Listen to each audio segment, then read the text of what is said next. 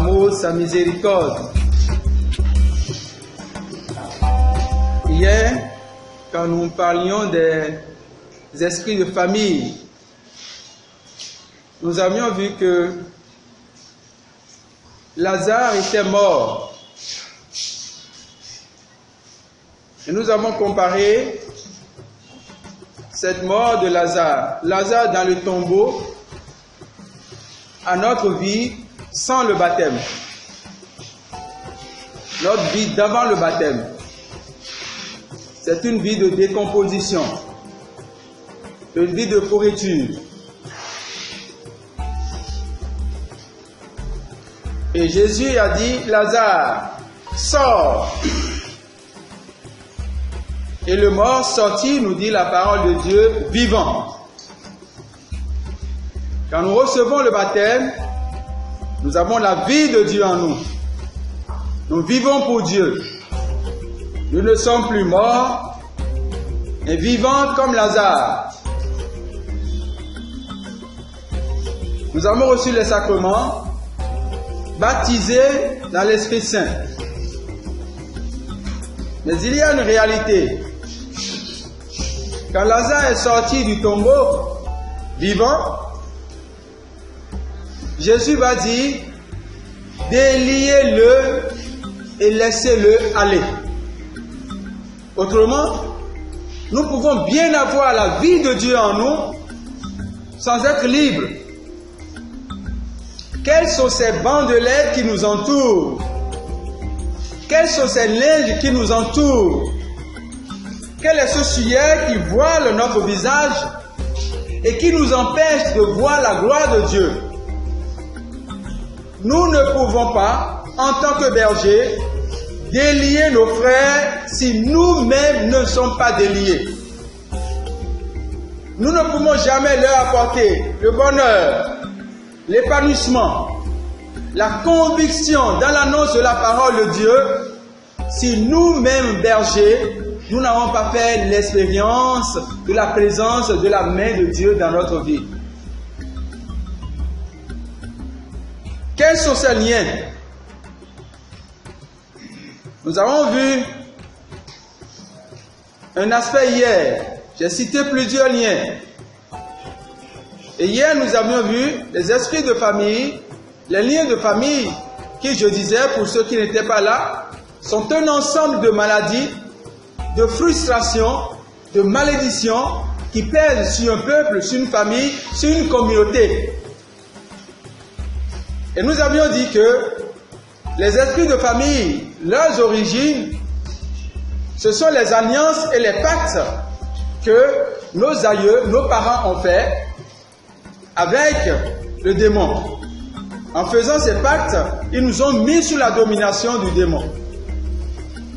Nous avons vu que ces origines, ce sont les vecteurs, les messagers, les sorciers qui sont dans nos familles et qui nous empêchent d'aller à Dieu, un peu comme Pharaon l'a fait. Quand les Israélites sont sortis, il s'est mis à leur poursuite pour les ramener. Nous avons vu que les esprits de famille opèrent par 4 moyens. Les paroles négatives, les pensées méchantes, les querelles et les divisions et l'ignorance. Bien évidemment, pour guérir, nous avions réservé la soirée d'aujourd'hui pour voir les moyens pour sortir de tout ce que nous allions dire comme lien. Voilà de façon succincte ce que nous avions dit hier pour ceux qui n'étaient pas là. Et ce matin, Dieu nous donne la possibilité, la grâce de voir une autre réalité, les dépôts sataniques. Les dépôts sataniques. C'est quoi les dépôts sataniques, frères et sœurs? Les dépôts sataniques ne sont pas le diable, mais ce sont des matériaux que le diable utilise. Ces matériaux, ces instruments, le démon les utilise pour pouvoir opérer. Donc les dépôts sataniques sont des matériaux que le démon utilise pour pouvoir perturber nos vies. Satan connaît la réalité des dépôts sataniques, frères et sœurs.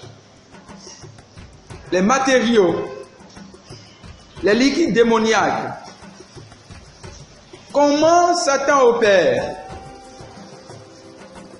Vous voyez, quand vous allez chez un marabout, chez un féticheur, et qui vous donne des choses à boire, des liquides que vous buvez, des boissons que vous buvez, des poudres que vous lapez, des choses qu'on vous fait manger. Et même la nuit, on vous fait manger des choses. Frères et sœurs, il y a une réalité qu'il faut connaître. Ce n'est pas tous ceux qui mangent la nuit avec des gens qui ont la sorcellerie. Quand vous mangez la nuit avec quelqu'un, ce n'est pas forcément qu'il vous donne de la sorcellerie. Mais la réalité est que vous ne pouvez plus rien faire contre cette personne-là. Comprenez bien ça. Si cette personne est animée de mauvaises intentions ou c'est un agent de Satan et que vous mangez avec lui la nuit, vous ne pouvez plus vous tenir devant lui et dire « Au nom de Jésus, je te chasse Satan ». Non, votre prière n'a plus d'effet. Vous pouvez faire prier pour les autres, mais lui non. Parce qu'il a fait une alliance avec vous dans le rêve, dans le sommeil. Il y a cette partie qui nous échappe et nous ne comprenons pas ça. Et donc Satan vous fait manger des choses la nuit. Ou bien, vous avez des rapports sexuels la nuit. Nous allons voir plus loin. Et où votre partenaire dépose en vous une semence, laisse un liquide. C'est la réalité des dépôts sataniques. Et je dis, quand on vous donne ces choses à manger, ou de la viande que vous mangez, ou du parfum qu'on vous demande d'acheter, et vous achetez et vous amenez, ce sont là des matériaux que le démon utilise pour pouvoir manifester sa présence. Vous voyez, frères et sœurs, quand nous disons, nous allons à la messe, pour montrer la valeur de la matière, et que le Père prend le pain et prononce les paroles consécratoires, le pain devient vraiment corps du Christ. Quand il prend le pain et il prononce des paroles consécratoires, le pain devient vraiment sang du Christ. Et si vous mangez le corps du Christ, c'est-à-dire le pain, tout à l'heure nous avons eu l'Eucharistie, c'est vraiment le corps du Christ que nous avons mangé. C'est vraiment le sang du Christ que nous avons bu. La matière. Je vous dis, un prêtre ne peut jamais officier de façon légale, célébrer l'Eucharistie dans une tenue comme celle-ci. Non. Tout au moins, il doit mettre les tôles. Donc, il y a des procédures. Et le démon connaît la réalité, la puissance de la matière. Donc, il utilise la matière. Le démon, frères et sœurs, n'est pas omniprésent. Non, il n'est pas omniscient. C'est-à-dire que le démon n'est pas présent partout. Il ne connaît pas tout. Mais qu'est-ce qu'il va faire? Son mode d'opération, c'est de laisser des matériaux en nous pour pouvoir nous contrôler, pour être présent. Parce que Satan a une conscience et il connaît la parole de Dieu, il connaît le Fils de Dieu, il connaît Jésus. Si un enfant de Dieu qui vit la communion avec Jésus dit à un possédé, Satan sort, Satan quitte. Et donc c'est pour pouvoir échapper à cette contrainte que le démon laisse en nous des matériaux. Il laisse en nous des matériaux et par ces matériaux, il nous contrôle. Il contrôle notre vie. Je disais que il y a un jeune converti qui a eu des problèmes et qui allait voir un devin. Et quand il a vu le devin, il a exposé son problème et il veut le résultat. Le devin a dit oui, il n'y a pas de problème. Le démon est entré et est sorti avec une grosse cantine et a demandé au jeune homme de fermer les yeux. Il a prononcé la parole incantatoire et il a dit au jeune homme d'ouvrir les yeux. Quand le jeune homme a ouvert les yeux, qu'est-ce qu'il a vu? Il a vu de gros serpents noirs qui se sont dressés. Ils étaient nombreux dans la cantine, dressés comme ça. Et le jeune, la miséricorde de Dieu, Satan connaît la puissance de Dieu. Et je dis, c'est pour pouvoir échapper aux contraintes qu'il n'est pas partout dans les corps. Ne voyez pas nos frères partout posséder. Non, il sait. Et quand le jeune homme a ouvert les yeux et qu'il a vu de gros serpents noirs comme ça, premier réflexe, c'est d'appeler le nom de Jésus. Comme nous le disons, sang de Jésus. Et dès qu'il a dit sang de Jésus, il a crié sang de Jésus, il y a eu un grondement de tonnerre. Un grondement de tonnerre, et puis il y a eu un tremblement. La cage du féticheur était secouée, et à l'instant, tous les serpents sont morts. Tous les serpents sont morts à l'instant. Et le devin dit au jeune homme, ah bon, donc tu avais une puissance plus grande que moi et tu es venu gâter mes affaires. Réveille-moi mes serpents. C'est là maintenant que le jeune homme va détaler. Il va comprendre la réalité. Nous sommes donc, Satan connaît la puissance de Jésus et la puissance de la parole de Dieu. Donc pour échapper à cette contrainte-là, non, il n'est pas partout. Il laisse des choses en nous. Comme je l'ai dit, ce que nous mangeons ci et là. Pour mieux comprendre la réalité des dépôts sataniques, vous voyez Israël qui a été en guerre pendant longtemps avec la Jordanie. La Jordanie, quand ils voulaient partir, ils voulaient se retirer, ils ont déposé des mines antipersonnelles. Il y a une zone où quand vous allez en Israël, il est interdit d'aller dans ces zones-là. Ils ont mis des mines antipersonnelles. Les Jordaniens sont partis, mais les mines sont restées. Si vous ne savez pas la procédure, le processus, et que vous marchez sur ces mines-là, les mines explosent et vous mourrez. C'est ça les dépôts sataniques. C'est-à-dire, je ne dis pas que les mines sont les dépôts sataniques, hein, mais je vous explique la réalité, ce que nous appelons les dépôts sataniques. Les mines, les Jordaniens les ont déposés là, mais ils sont partis dans leur pays. Mais les mines restent là. Et les conséquences que les mines doivent avoir, si vous les piétinez, si vous ne savez pas si vous marchez là-dessus, vous avez les mêmes conséquences. Les hommes sont partis, mais les mines sont restées. C'est un peu comme cela que le démon opère. Et donc, toutes ces choses qu'on vous a fait manger, en réalité, ce sont les affaires de Satan qu'il dépose. Satan fonctionne un peu, pour que vous compreniez aussi les dépôts sataniques, comme les jeunes filles du monde, pas toutes les jeunes filles, certaines jeunes filles du monde.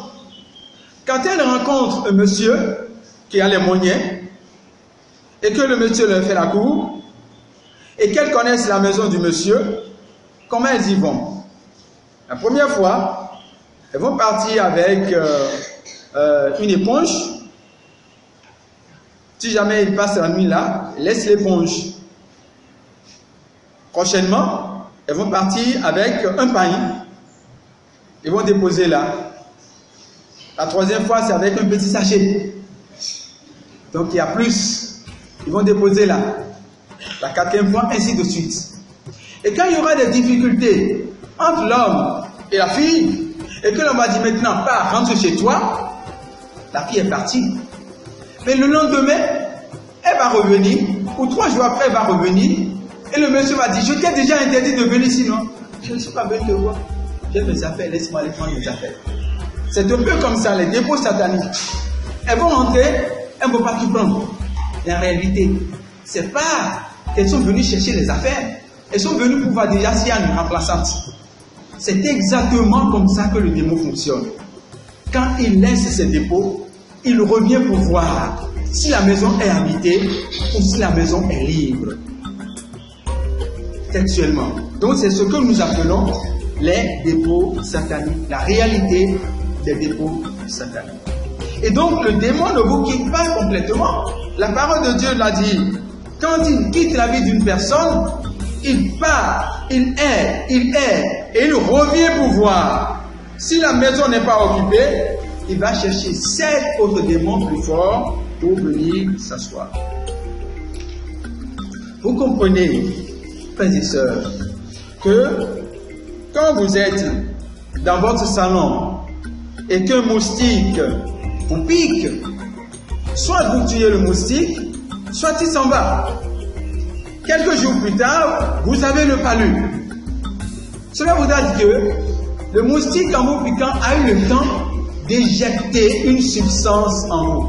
C'est ça le démon. C'est ça le dépôt du moins. Le dépôt satanique. Vous l'avez tué, ou bien il est parti. Quelques jours, vous sentez des malaises, et vous allez vous faire ausculter. On vous dit que vous avez le palu. Vous n'allez pas crier pour dire « Moustique, sort !» Non, il est parti. Ou bien vous l'avez même tué déjà. Et pourtant, il a laissé le dépôt là. La maladie est là. Pour traiter, il faut aller prendre des médicaments, faire des analyses pour pouvoir guérir. Pour pouvoir guérir. Prendre des médicaments qui vont détruire la substance, le mal en vous. C'est ce que nous appelons dépôt satanique. Ou bien, vous êtes dans votre maison, il fait peut-être chaud dans les villages ou dans certaines régions. Et à cause de la chaleur, on a laissé peut-être les portes ouvertes. Les enfants sont en train de s'amuser dehors. Vous, vous êtes couché à l'intérieur. Et puis voilà un chien qui rentre, qui se balade, qui rentre dans votre salon, flaire quelque chose à manger. Et puis il prie d'un besoin pressant. Il soulève sa patte et puis il laisse ses poutres. C'est caca et il s'en va. Entre-temps, vous avez entendu son bruit, vous êtes venu et vous l'avez chassé. Le chien est parti. Le soir, avec vos amis, vous vous asseyez devant la télé pour regarder Champions League, comme il y en a eu cette semaine. Barça contre Roma et la Juve contre le Real. Et vous êtes assis, au beau milieu du match, vous commencez par sentir des odeurs. Des odeurs, des odeurs, des odeurs. Ces odeurs-là peuvent faire que vos invités ne vont plus vouloir venir chez vous. C'est les conséquences des dépôts sataniques. Ces odeurs vont faire qu'ils vont se taire, supporter, ou bien ils vont commencer par se lever un à un, et puis ils vont partir, ils vont te laisser. Et quand vous commencez par sentir les odeurs comme ça, vous n'allez pas rester tranquille. Vous allez vous lever et chercher. Si entre-temps vous vous êtes rappelé qu'il y a un chien qui est passé, vous allez vous poser la question, ah, donc certainement ce chien a laissé ses croûtes là. Et quand vous allez localiser, ces choses on ne tue pas comme ça. Vous allez certainement appeler votre domestique, ou bien vous allez prendre du sable, on met du sable là-dessus, on balaie, on va jeter, on met de l'eau, on nettoie, on met du désinfectant, et puis un déodorant, et puis la bonne odeur revient. Le chien est parti depuis, mais il a laissé ces croûtes-là. C'est ça les dépôts sataniques. La réalité des dépôts sataniques. Nous allons voir, frères et sœurs, quelques dépôts sataniques. Les habits sataniques. Les habits sataniques, nous voyons dans le livre de Zacharie, chapitre 3, versets 1 à 5. Dans le livre de Zacharie, chapitre 3, versets 1 à 5, qu'est-ce que nous lisons? Il me fit voir Josué, le souverain sacrificateur, debout, devant l'ange du Seigneur, et Satan qui se tenait à sa droite pour l'accuser. Le Seigneur dit à Satan, que le Seigneur te réprime, Satan, que le Seigneur te réprime. Lui qui a choisi Jérusalem, n'est-ce pas là un tison arraché du feu? Or, Josué était couvert de vêtements sales, et il se tenait debout devant l'ange. L'ange prenant la parole, disait à ceux qui étaient devant lui, « ôtez-lui les vêtements sales. Puis il dit à Josué, vois, je t'enlève ton iniquité, je te revêts d'habits de fête. Je dis qu'on mette sur sa tête un turban pur, et ils mirent un turban pur sur sa tête, et ils lui mirent des vêtements. L'ange du Seigneur était là. Nous sommes en train de parler des habits sataniques. Et le passage que nous avons écouté, Zacharie 3, versets 1 à 5, montre ça. Je reprends. Il me fit voir Josué, le souverain sacrificateur, debout devant l'ange du Seigneur, et Satan qui se tenait à sa droite pour l'accuser. Le Seigneur dit à Satan, que le Seigneur te réprime, Satan, que le Seigneur te réprime. Lui qui a choisi Jérusalem, n'est-ce pas là un tison arraché du feu? Or, Josué était couvert de vêtements sales, et il se tenait devant l'ange. L'ange prenant la parole disait à ceux qui étaient là, ôtez-lui les vêtements sales. Puis il dit à Josué, vois, je t'enlève ton iniquité, je te revêts d'habits de fête. Je dis qu'on mette sur sa tête un turban pur, et il mit un turban pur sur sa tête, et il lui mit des vêtements. L'ange du Seigneur était là. Frères et sœurs, je vous dis une réalité. Satan s'en fout de qui tu es. Il s'en fout de qui tu es. Tout ce qui fait peur à Satan, c'est la qualité de ta vie d'enfant de Dieu. La qualité de ta vie d'enfant de Dieu. C'est ça qui fait peur à Satan.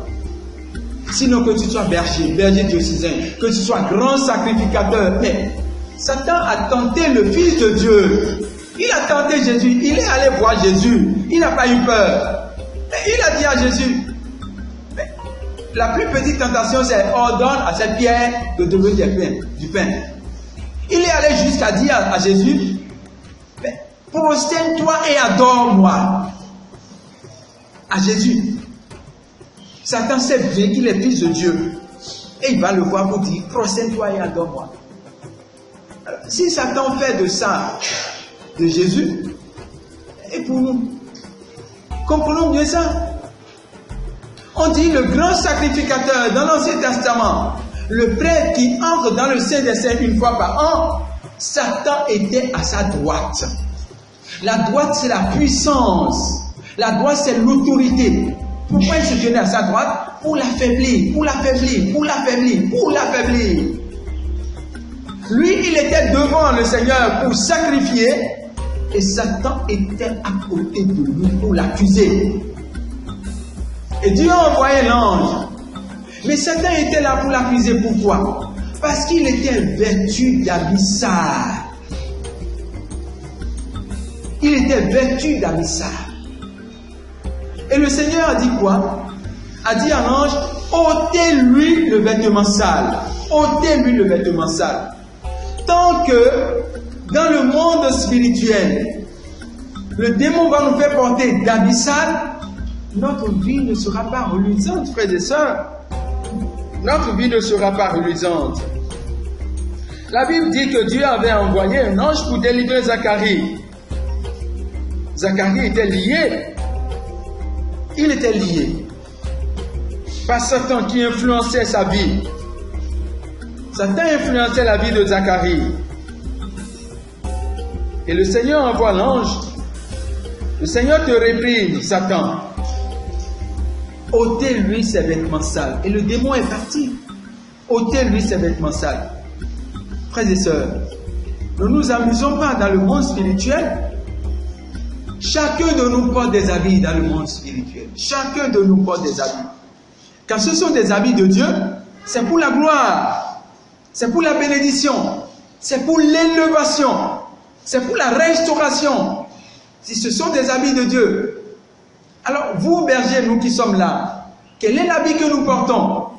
Si nous ne prenons pas conscience de ça, nous ne pouvons jamais évoluer. Pour avoir la gloire, pour avoir l'élévation, pour avoir la restauration, il faut que Dieu te mette forcément un habit propre, un habit de fête. Nous allons y revenir. Mais pour que je n'oublie pas, Je lisais le livre de Benny Hinn, Bonjour Saint-Esprit. J'ai compris dans ce livre que ce pentecôtiste, ce grand évangéliste, était sous l'influence des habits démoniaques.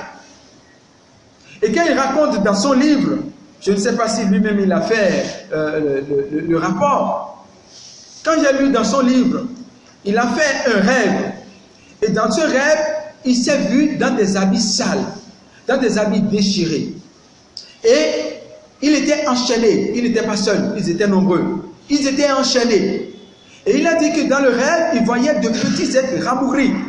Et devant eux, il y avait un trou, un gouffre. Et il ne sait pas par quel miracle ce qui se passait. Et ceux avec qui il était enchaîné, on les précipitait dans le gouffre. On les précipitait dans le gouffre. Dans le gouffre. À force d'observer, il a constaté que c'était les petits êtres rabougris qui poussaient les gens dans le gouffre. Donc c'était Satan et les démons. Et il était là enchaîné dans l'abyssal quand l'ange du Seigneur est entré. Il a dit, la lumière de l'ange l'a ébloui. Et l'ange lui a dit, regarde-moi, regarde-moi, regarde-moi. Et il a commencé par voir la lumière de l'ange, par regarder l'ange. Et quand il a commencé par fixer son regard sur l'ange, il a dit, ses chaînes sont tombées de ses pieds, ses chaînes sont tombées de ses mains. Et l'ange lui a enlevé l'habit, l'a habillé et a dit, suis-moi. Et il a suivi l'ange. Il allait. Ça ressemble un peu à l'épisode de Pierre. Ils allaient jusqu'à ce qu'ils soient sortis complètement de la maison et arrivés sur une grande route. L'ange l'a quitté et il s'est réveillé. Quand il s'est réveillé, la dimension spirituelle de Benny Hinn a changé. Complètement. Donc c'est des choses que nous devons savoir. Nous sommes en train de parler des habits. Et nous disons, quand ce sont les habits de Dieu, c'est pour la gloire, c'est pour la bénédiction, c'est pour l'élévation. Mais quand Satan te porte des habits sataniques, c'est pour la destruction. Comment fait-on l'expérience des habits sataniques? Quand vous rêvez par exemple, et que vous voyez un déraillon, quand vous rêvez, et que vous voyez dans des habits déchirés, ou quand vous voyez dans des habits sales, ou vous faites des rêves et vous êtes nus. En matière des habits, des vêtements, c'est un autre enseignement. Il y a les vêtements de deuil, les vêtements de nudité, les vêtements de tristesse, les vêtements de honte. Ce n'est pas l'objet. Donc, quand vous faites des rêves et que vous voyez nu, ça veut dire que Satan vous a revêtu d'habits souillés. Il vous met sous son joug de mort, joug de destruction. Frères et sœurs, mais voyez l'évangile. Ce maître qui a organisé un grand festin, il a invité ses amis. Ses amis ont refusé, vous vous rappelez. Et on commençait par s'excuser. Et qu'est-ce que le maître a dit? Allez au carrefour, allez partout, et faites venir les gens de tous horizons. Que ma maison soit pleine et qu'il y ait fête. Trop bien. Ils ont commencé la fête. Ah, voilà que le maître, la parole de Dieu nous dit, le maître entre et commence par sillonner et voit quoi? Et voit quelqu'un qui n'était pas habillé en habit de fête. En habit de fête. Et il a fait quoi? Il a disqualifié. Il a disqualifié. Quel est l'habit que tu portes? Quel est l'habit que tu portes?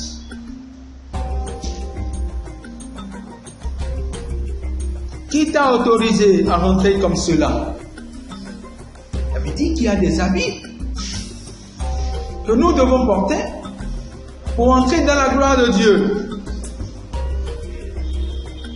La réalité des habits, frères et sœurs, nous connaissons la parabole de l'enfant prodigue. Quand il est parti, il a dépensé les biens de son père.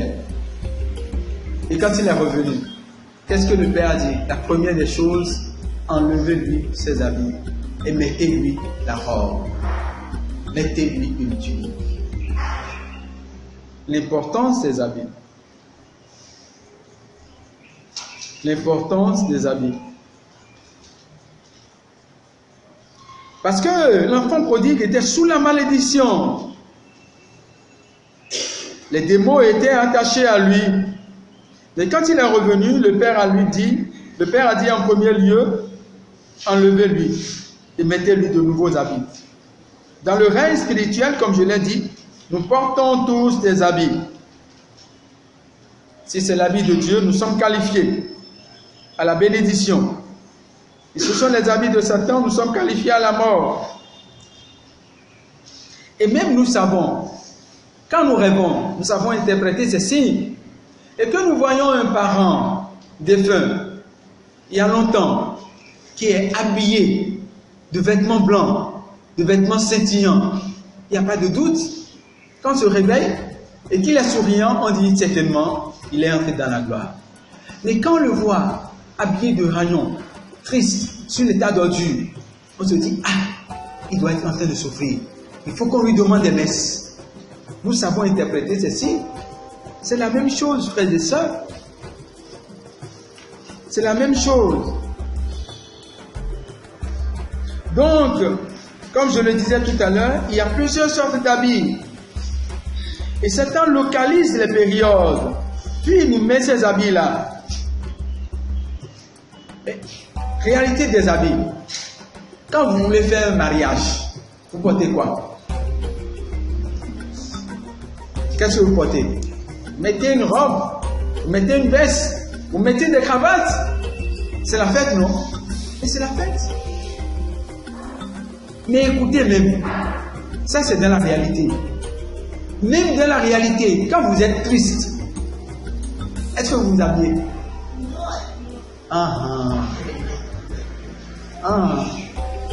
Quand vous êtes triste, vous faites même le malheureux. Vous avez tout ce qu'il faut porter. Vous voyez, ce n'est pas les habits qui vous manquent, mais vous portez des choses. Il vous arrive des moments où vous n'avez pas envie de vous habiller et de porter parce que vous vous dites rien ne marche, rien ne fait. C'est la réalité des habits sataniques, mes frères et sœurs. Or, ce qui a existé dans la réalité a d'abord existé dans l'invisible, dans le spirituel. Et le spirituel est plus fort. Donc essayons de soigner notre spirituel, notre relation avec Dieu. Donc évitons, frères et sœurs, nous sommes emmenés en Afrique, les veuvages prolongés. Les veuvages prolongés. Nous aimons trop les habits ici. Quand il a fête, on ne trouve pas d'argent, mais on trouve d'argent pour acheter les tissus de deuil. Faites le point.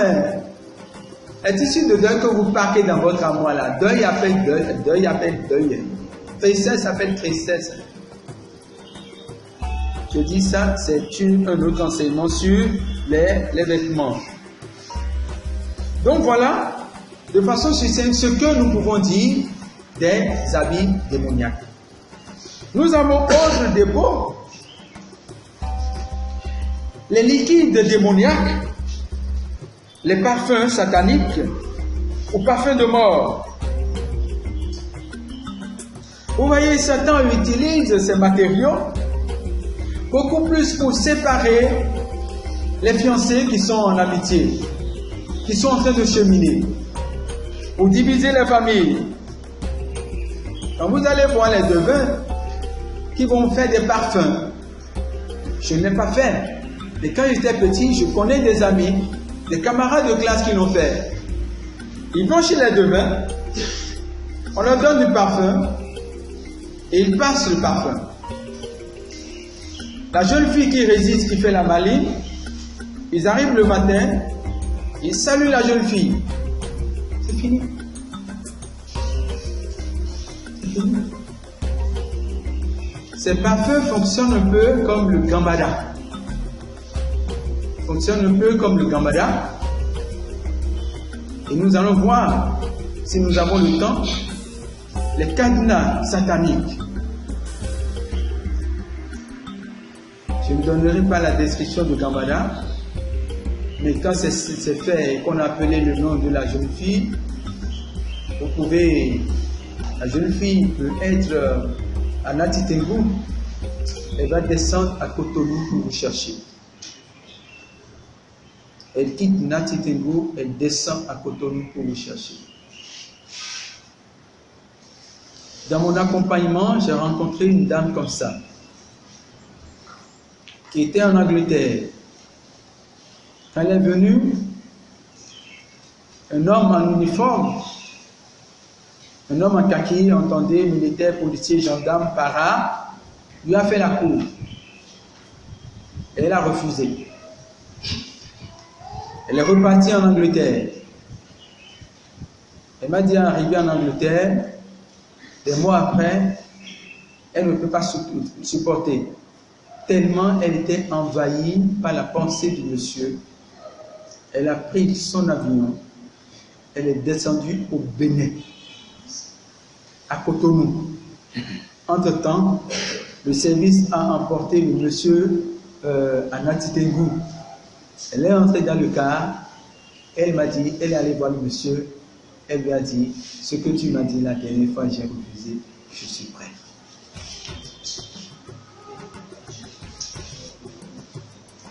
C'est des réalités.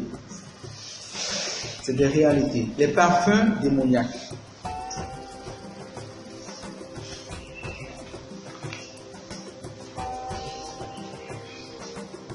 Donc, les odeurs, les liquides sataniques sont des armes que le démon utilise pour nous avoir, pour rejeter, pour repousser loin de nous tout contact.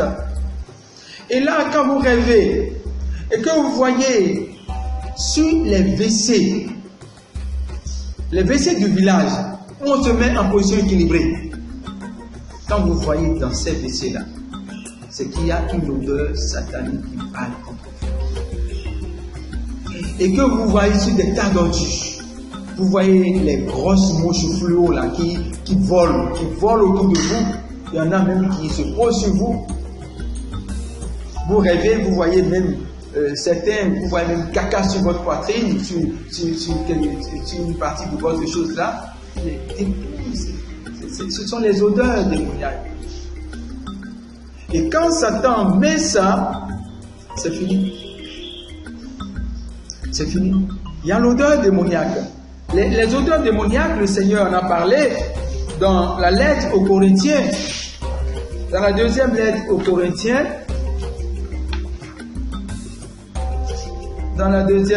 Corinthiens, l'apôtre Paul en a parlé, il a dit quoi?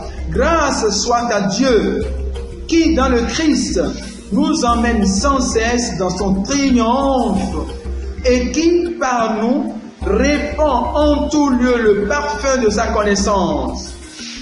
Car nous sommes bien pour Dieu la bonne odeur du Christ parmi ceux qui se sauvent et parmi ceux qui se perdent.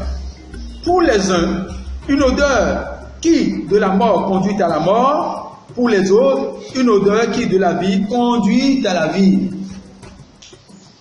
Et donc, le parfum de Dieu, l'odeur de Dieu, la bonne odeur de Dieu, la bonne odeur de Dieu. Et l'ennemi peut nous mettre cette odeur. Et si quelqu'un a cette odeur, tout le monde le fuit. Tout le monde le fuit. Le parfum du rejet. L'odeur du rejet. Ce n'est pas le parfum, mais ça me rappelle un aspect des dépôts sataniques. Si vous vous rappelez, notre bien-aimé frère Jean Pliard nous a donné son témoignage. Quand il était, je crois, directeur de cabinet, il était très attaché au ministre et il a fallu qu'il aille en mission pour une semaine Et dès qu'il est venu, on a déjà scellé son sort. Le ministre ne veut plus le sentir. Le ministre ne veut plus le sentir. Il passe partout pour voir le ministre, il ne peut pas. Oh, c'est lui le numéro 1 qui doit voir le ministre. Il ne comprend pas. Il en a parlé. On a dit on va venir. Les gens ont fait certainement quelque chose dans son bureau. Et ils sont venus. Le vieux est venu. Et le vieux dit viens. Le vieux l'amène derrière son bureau. Et le vieux sort, je crois, quelque chose qu'on a fait, attaché, des choses là. Enfin, avec du piment rouge. Et le vieux lui dit, c'est ce qu'on a fait. Faut t'éloigner complètement. Faut t'enlever complètement du cœur de ton patron. Et le vieux a détaché. Le lendemain, c'est le ministre qui prend le téléphone et qui dit, Jean, tu es où? Viens. La réalité des déposes. Si nous ne comprenons pas ça, qu'est-ce que nous faisons? Cela m'est venu en idée rapidement. Pour que vous compreniez ce que nous sommes en train de dire.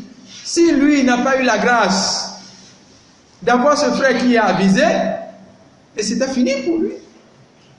On le sautait, on le gommait. Vous voyez un peu ce qui se passe autour de vous, dans vos relations, avec vos amis, où tout le monde vous abandonne, et pourtant vous avez fait le bien. Odeur satanique, liquide démoniaque. Mais quand le parfum a été versé sur Jésus, l'Écriture nous dit, nous sommes dans l'évangile de Marc chapitre 14, versets 3 à 10. Et quand le parfum a été versé sur les pieds de Jésus, Jésus a dit quoi? Elle est en train d'embaumer mon corps, mon cadavre. Donc Jésus était déjà mort, spirituellement. Et la parole de Dieu nous dit au verset 10, pendant que la femme est en train de verser le parfum sur les pieds de Jésus, Judas va voir les principaux sacrificateurs pour vendre Jésus. Et qu'est-ce qui s'est passé? Jésus qui attirait les foules. Tout le monde courait derrière lui. Qu'est-ce qui s'est passé? On a commencé par l'abandonner. Tout le monde a commencé par le fuir. Tout le monde a commencé par le fuir. Je ne connais pas, je ne connais pas, je ne connais pas. Mais avant-hier seulement, on a crié Hosanna au fils de David, gloire au fils de David. Qu'est-ce qui s'est passé? On amène un brigand qualifié, professionnel reconnu de son état. On le place devant la foule avec Jésus. Et on dit Barabbas. Et qu'est-ce que je fais de Jésus? Crucifiez-le. C'est un peu comme vous avez des histoires, des difficultés où tout le monde vous accuse. Vous attendez et vous êtes là, vous voyez un de vos meilleurs amis venir. Vous avez un soulagement. Vous dites au moins lui, il va témoigner de moi. Et la personne arrive, dit qu'est-ce qui se passe? On raconte ce qui se passe. Au meilleur des cas, il adopte une attitude silencieuse. C'est le meilleur des cas, ça. Et vous dites comment? Lui aussi. Le pire des cas, quand on finit de lui raconter ça, il vous regarde, il dit, on va t'aider, puis l'homme. Il vous a tué. Qu'est-ce qui peut faire ça? Mais dans le cas de Jésus, le Père avait prévu que Jésus soit rejeté pour nous sauver. Ah, et ton cas à toi? Dans ton cas à toi, ça sert à quoi? Dans le cas de Jésus, le rejet de Jésus, il devait accomplir une mission, il devait aller pour nous sauver, pour que nous ne soyons pas rejetés. Les dépôts, les liquides démoniaques. Quand Satan met sur toi, met l'odeur spirituelle sur toi, tout le monde te fuit. Tout le monde te fuit. Tout le monde t'abandonne. comme on le dit, c'est un peu comme si tu sens. Et tu ne peux pas parler. Dans n'importe quel milieu tu te trouves, tu parles, tout ce que tu dis est amer. Tu parles, on te rabroue. On te demande de te taire, que tu dis des choses insensées. Mais la même chose que tu as dit, phrase pour phrase, mot pour mot, quelqu'un d'autre va dans l'assemblée, va se lever et reprendre la même phrase et on va l'applaudir. Ah! Et tu dis, qu'est-ce qui se passe? Les gens là sont injustes. Non, ils ne sont pas injustes. Tu n'as pas compris le mystère des odeurs. Tu ouvres la bouche, tu dis quelque chose de sensé qui est bien, tout le monde te rejette. La même chose, quelqu'un d'autre dit et on l'applaudit. C'est arrivé à un jeune comme ça, et le jeune a vu une personne sage dans l'assemblée, et il se posait la question, il était malheureux. Alors il a attendu que la personne sage sorte, et il court derrière la personne sage, pour essayer de comprendre ce qui se passe. Il dit, mais s'il vous plaît, maman, qu'est-ce que j'ai dit de mal? Et la vieille lui dit, toi aussi, garde un peu ta bouche.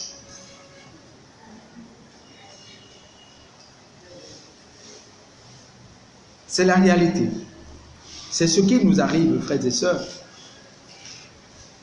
Je dis, quand c'est comme ça, tout le monde te rejette. Tout le monde te rejette. Et les rapports sexuels amplifient les odeurs démoniaques. Les rapports sexuels amplifient les odeurs démoniaques. Quand vous entrez en intimité avec quelqu'un, mais vous échangez son odeur. L'apôtre Paul a dit que de tous les péchés, c'est le seul péché qui est commis contre son propre corps. La prostitution. Les rapports sexuels illicites. Mais il y a une autre réalité que vous ne savez pas. Quand vous avez des rapports, des intimités avec quelqu'un, un agent de démon, un homme ou une femme de démon, je vous dis ce qui se passe. Il inverse votre étoile. Tout ce qui est bien et qui devrait vous arriver, il prend ça. Et vous laisse tout ce qui est négatif dans sa vie. Et quand vous allez dans des rapports sexuels, comme je le disais tout à l'heure, un peu plus haut, et que la personne avec qui vous couchez laisse son liquide en vous, mais c'est ça qui se transforme, c'est des ordures. Il va se transformer en maladie.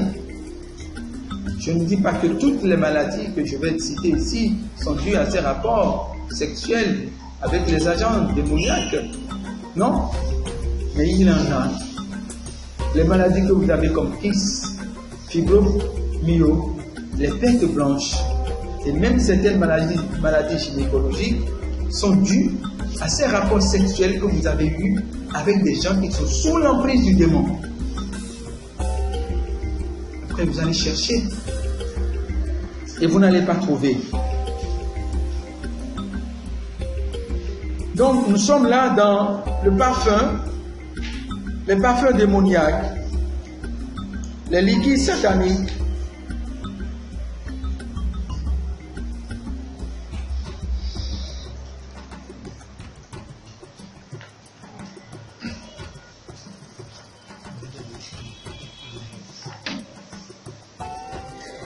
eh bien, nous avons parlé des liquides sataniques. Nous allons parler des chaînes de maladies. Les chaînes de maladies. Et dans les chaînes de maladies, si nous prenons par exemple l'alcoolique, celui qui fume, celui qui boit, et qui va vouloir abandonner l'alcool ou la cigarette, ce n'est pas du tout facile pour cette personne de le faire. Quand j'ai parlé d'habits sataniques, je reviens, c'est qu'il y a beaucoup de choses.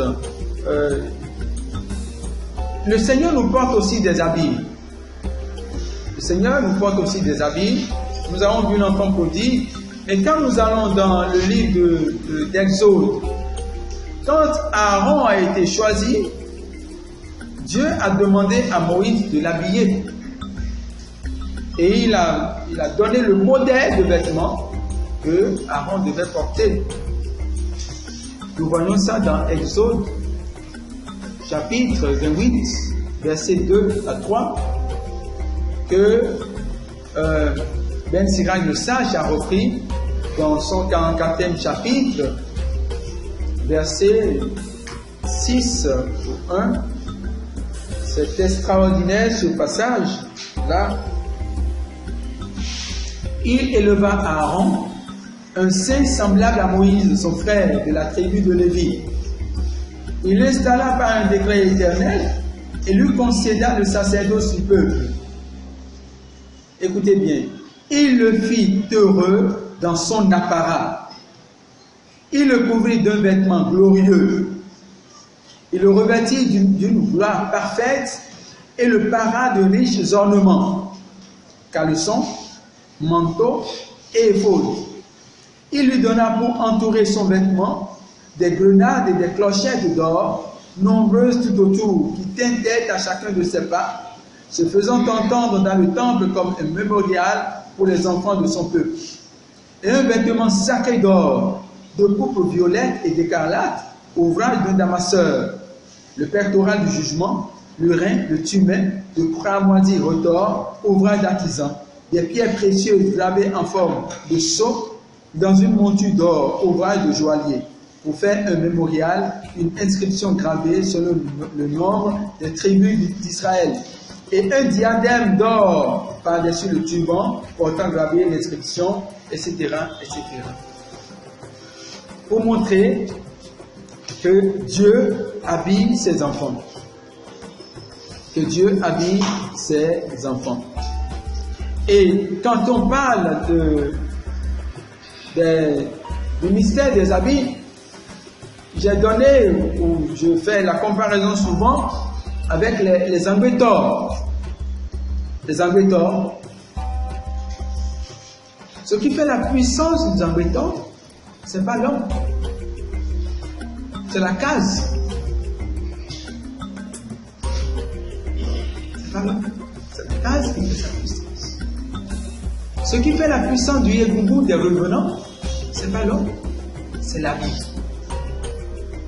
qu'il a porté. Quand il enlève l'habit, il n'est rien. Et quand il porte l'habit, le démon connaît ça. Il connaît ses réalités.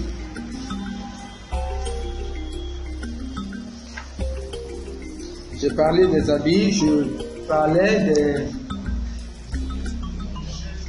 chaînes de maladie. Oui, des chaînes de maladie. Donc ce sont des chaînes sataniques, ce sont des chaînes spirituelles que le diable utilise pour dominer les hommes. Pour dominer les hommes. La Bible nous parle de chaînes pour que l'homme soit esclave.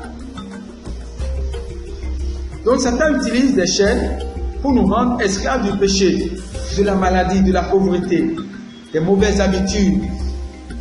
Et ces chaînes souvent servent à nous emprisonner.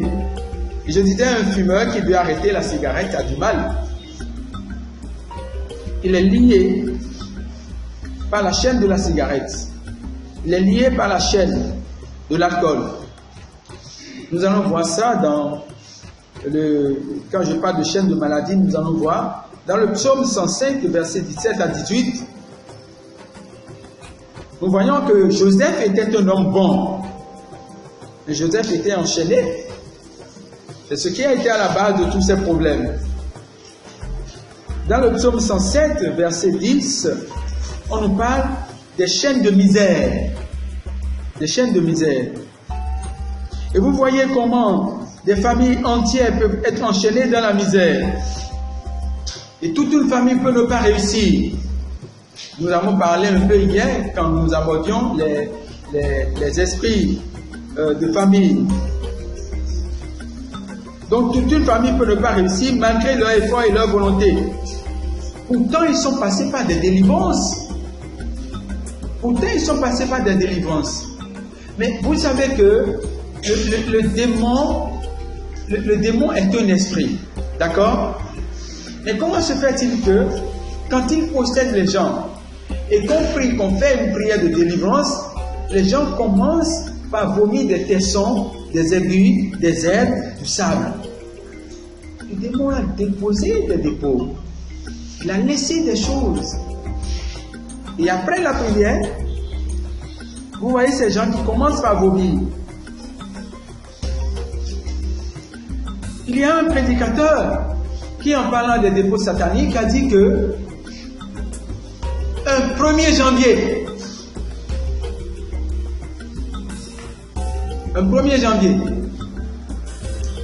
alors qu'après la messe, il a fait justement une veille de prière jusqu'à 3 heures du matin. Et il est fatigué. Il est revenu à la maison et il dit s'est couché. À peine il entre dans le sommeil et il voit 2 grosses mains venir avec des grosses chaînes, les chaînes de Kunta Kinte là. Et il a dit qu'est-ce qu'il a senti? Il a senti bah, bah.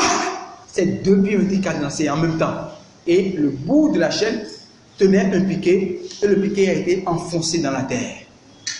Il dit s'est réveillé dans la prière.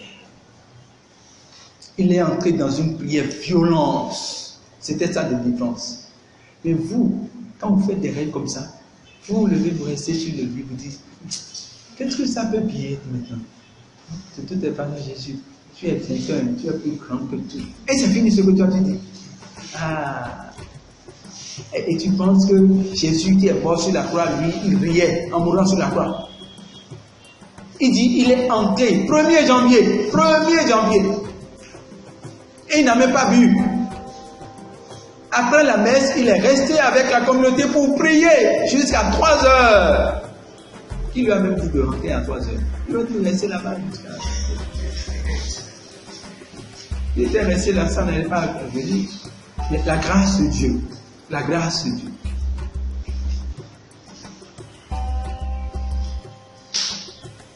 Les chaînes de maladie, les chaînes sataniques.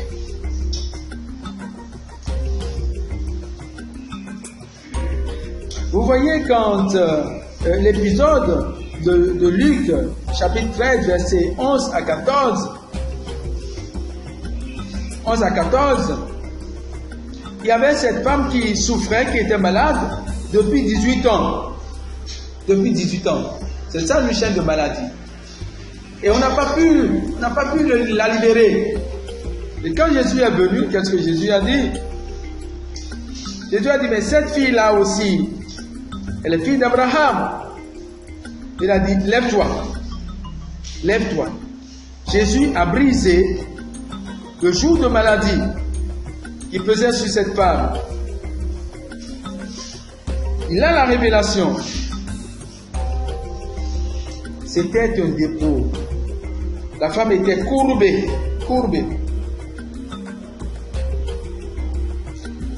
Et par la prière, les chaînes ont été cassées. À la prière, les chaînes ont été cassées. Donc il y a des chaînes de misère, il y a des chaînes de célibat et même des chaînes de péché. Quand ces choses sont dans votre conscience, frères et sœurs, vous pouvez vous convertir, être renouvelé, baptisé. Nous allons voir par la grâce de Dieu demain, quand nous allons aborder l'enseignement sur l'onction. Si ces choses sont dans votre vie, vous ne pouvez pas réussir. Il y a autre chose, les marques démoniaques. Les marques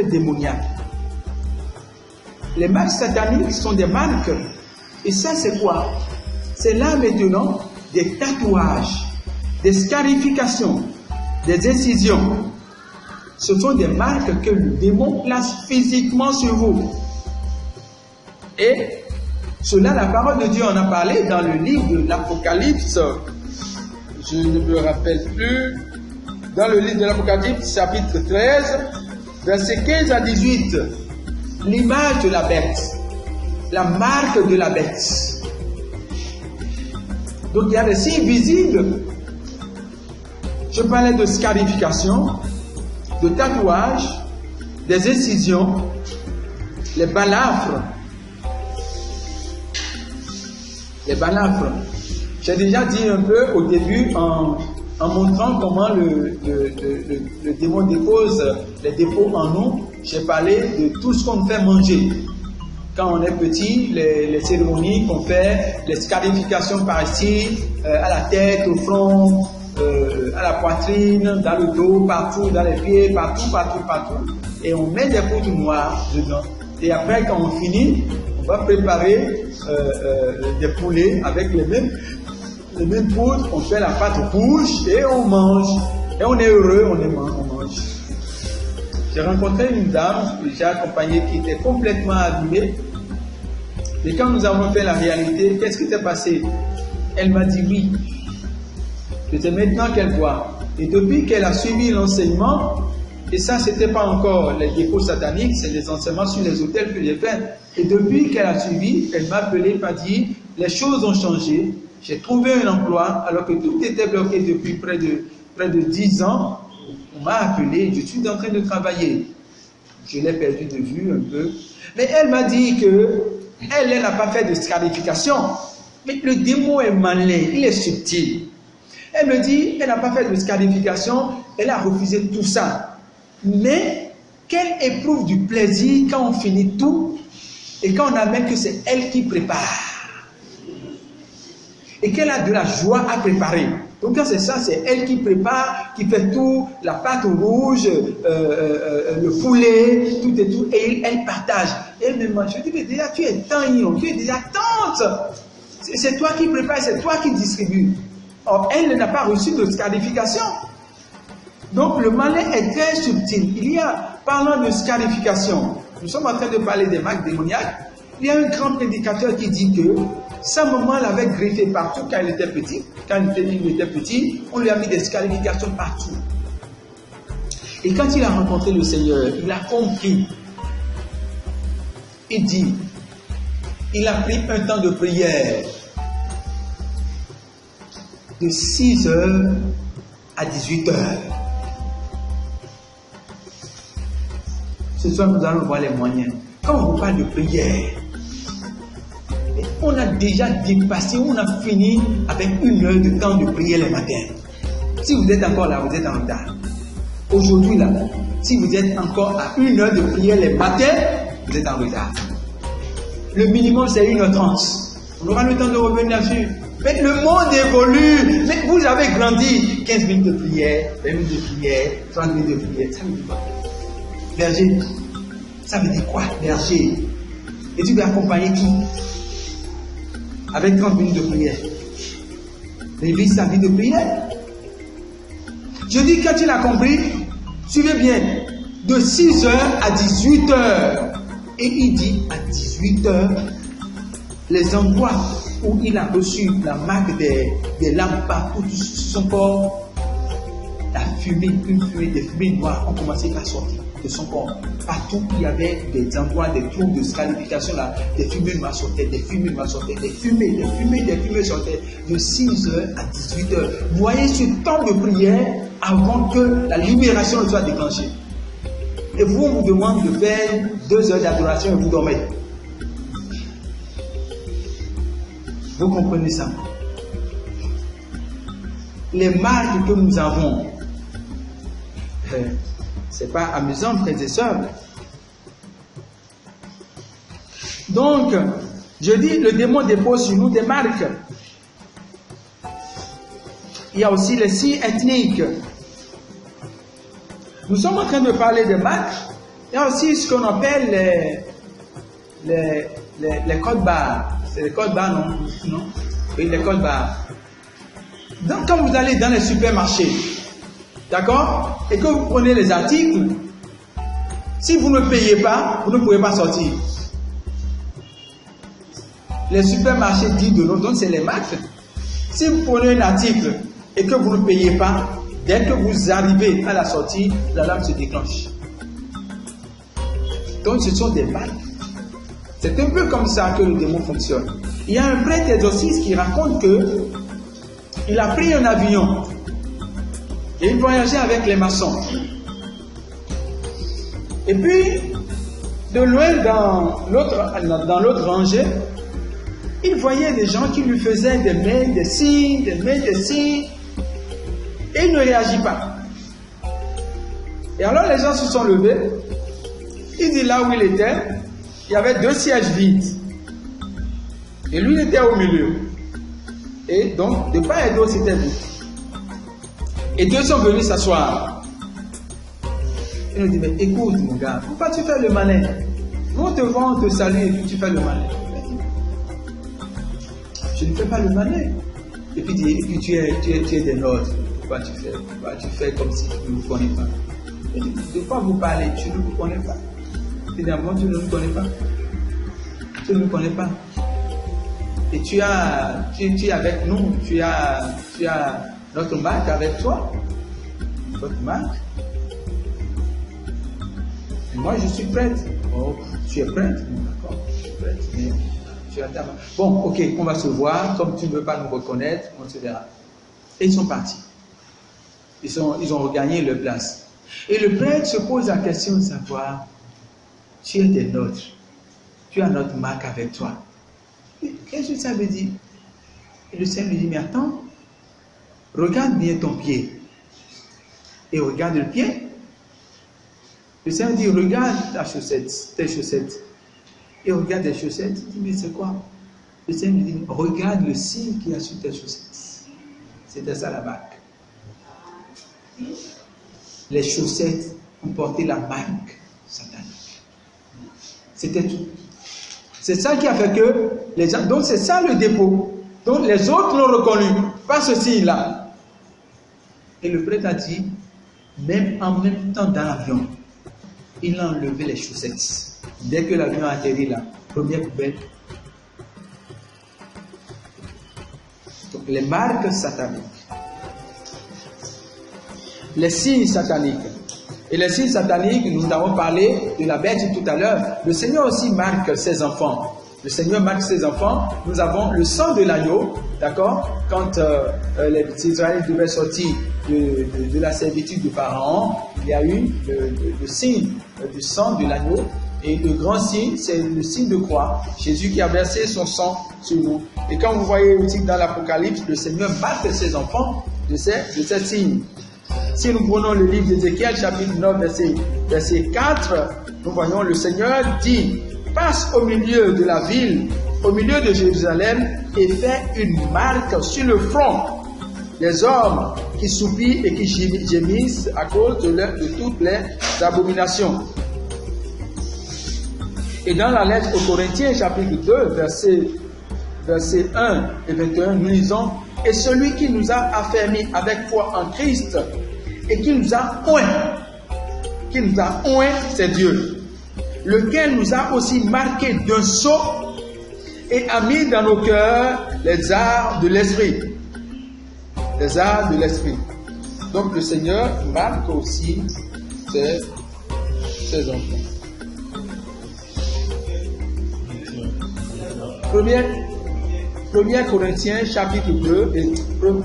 Attends, je reprends.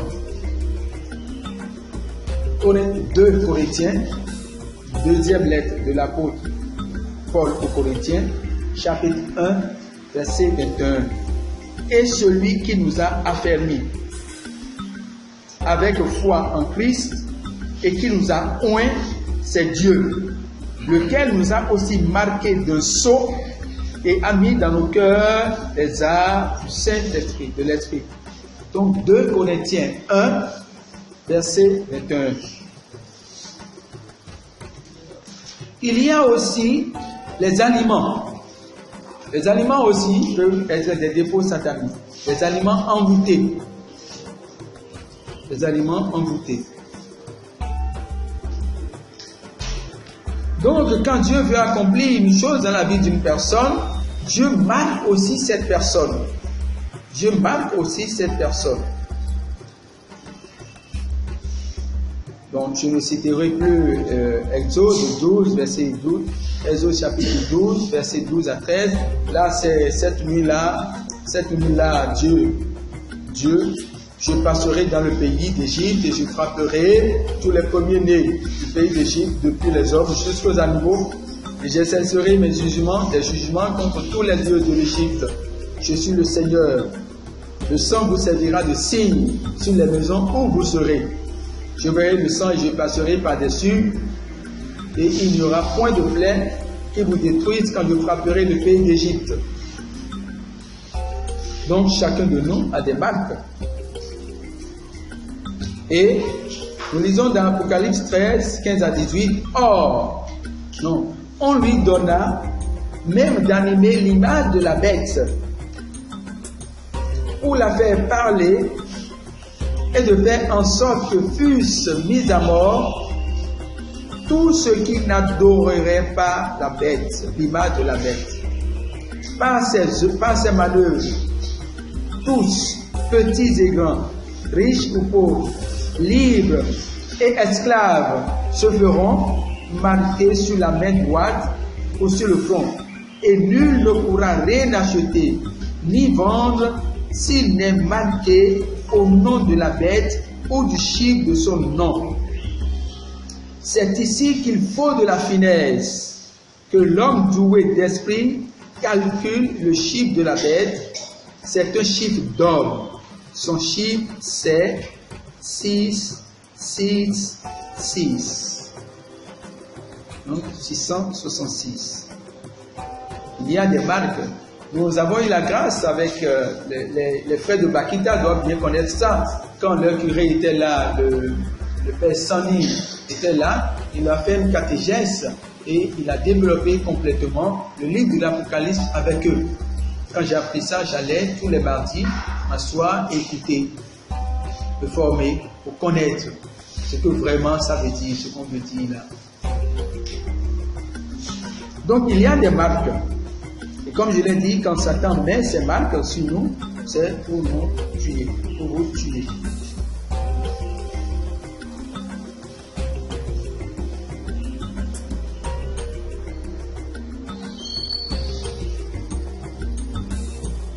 Donc je parlais des aliments emboutés qu'on donne aux hommes, peut constituer des dépôts. Et pendant les rapports, l'homme ou la femme introduit des corps étrangers justement dans ces parties intimes. Et quand vous faites ça, vous ne savez pas, je l'ai dit tout à l'heure, quand vous avez des rapports avec un agent de Satan, que ce soit femme ou homme, vous laissez. Vous pouvez avoir des rapports, des intimités avec un homme, un agent démoniaque, un homme ou une femme, et ne plus avoir d'enfant. Vous laissez, c'est un échange. Vous pouvez avoir des rapports, ne plus avoir de l'argent. Mais si Dieu vous a rassemblé ici pour écouter ça, c'est qu'il veut briser, c'est qu'il veut vous donner de l'argent, c'est qu'il veut vous donner des moyens. Si vous vous retrouvez dans les cas, à partir du moment où vous prenez conscience de la réalité, que vous êtes malade et que vous avez la révélation, vous avez déjà la guérison. Donc, frères et sœurs, voilà de façon succincte ce que je peux vous dire concernant les dépôts sataniques.